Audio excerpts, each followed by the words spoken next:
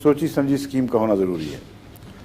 बस लुबलुबे पर अगर गौर करें आप तो हैरान हो जाएंगी कि लुबलुबे में जो ज़ियाबितस को रोकने के लिए, जिसको हम ज़ियाबितस कहते हैं दरअसल, तो उसका नाम फिलहाल भूल जाएं। खून में जितनी भी एनर्जी पाई जाती है ये शक्कर की शक्ल में है, यानी पहले इंसान इसको शक्कर की शक्ल में तब्दील करता है। अगर आपने शक्कर ना भी खाई हो तो दूसरी ग़िज़ाओं से भी जिस्म अपनी ज़रूरत के लिए शक्कर बनाता है, और इसका कारखाना जिगर में है।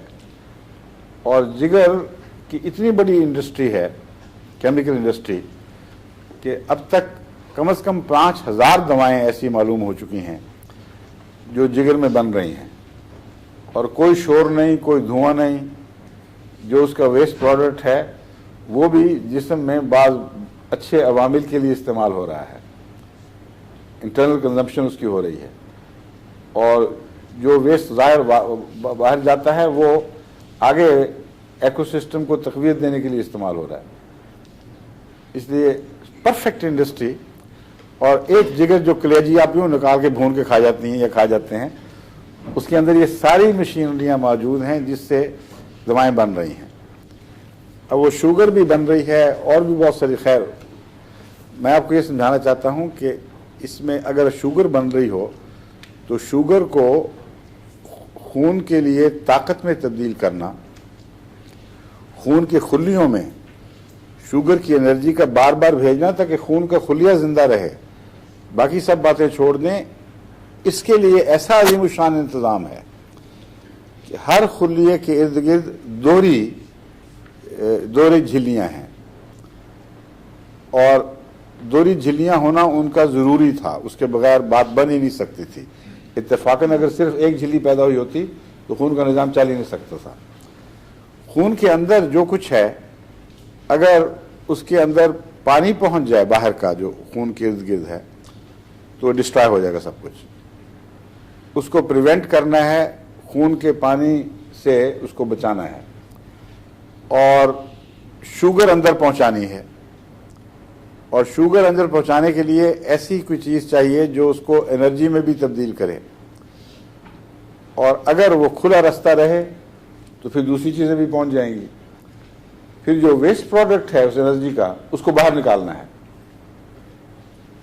ये जो हो रहा है काम, ये दो पर्दों में ऐसा निज़ाम है कि बाज़ रास्ते उसके, एक वन वे ट्रैफिक इस तरफ से जा रही है, एक वन वे ट्रैफिक उधर से बाहर आ रही है। जो वेस्ट ऑफ एनर्जी की वन वे ट्रैफिक बाहर की तरफ है, उससे कोई चीज़ अंदर दाखिल नहीं हो सकती। जो वन वे ट्रैफिक अंदर की है उसमें इस तरह सिर्फ उस वक्त चलती है जब इंसुलिन का कोई ज़र्रा शुगर के किसी ज़र्रे को लेकर उसके अंदर दाखिल होता है, और तो वो फौरन अंदर जाके अपनी ज़रूरत की एनर्जी दे देता है।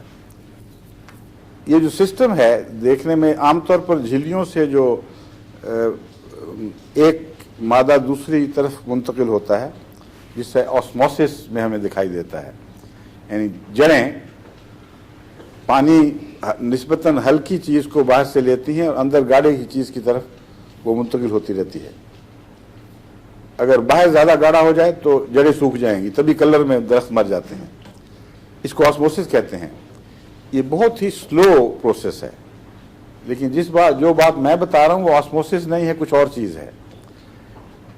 कोई अंदाज़ा कर सकता है कि एक सेकंड में कितनी दफ़ा ये अमल होता होगा कि शुगर को, इसका इंसुलिन का कोई ज़र्रा उठाकर अंदर गया है, तब्दीलियाँ वाक़या हुई हैं और वेस्ट बाहर आ गया है। एक सेकंड में कितनी दफ़ा होता होगा डॉक्टर साहब, आप बताइए, कोई अंदाज़ा है? फिर भी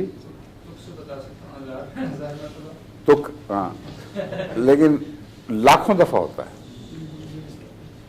एक सेकंड में कई लाख दफ़ा, यानी ऐसी रफ्तार है कि आप तसव्वुर भी नहीं कर सकते।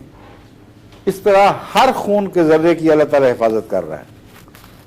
हर खून के ज़र्रे को ज़रूरत की एनर्जी दे रहा है और उससे वेस्ट निकल रहा है, और ये इंसुलिन काम कर रही है।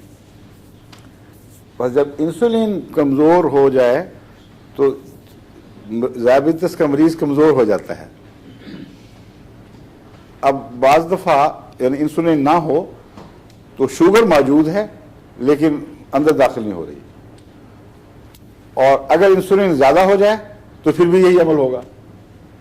इसलिए बाज़ मरीज़ बेचारे इसलिए भी मर जाते हैं, उनको ये नहीं पता लगता कि मैंने क्या करना है। बाज़ दफ़ा इंसुलिन का अमल तेज़ होने की वजह से एकदम एनर्जी सैप कर जाती है, और बाज़ दफ़ा उसका बरक्स होता है। इसलिए बाज़ जो मरीज़ हैं ज़ाबितस के, उनको जब कमज़ोरी हो तो कहते हैं आप शुगर खा लें, लेकिन अगर किसी वजह से इंसुलिन ज़्यादा दे दी गई हो तो वो शुगर जिस्म की वैसे खाई जाती है पहले ही, उससे ये पैदा हो जाती है।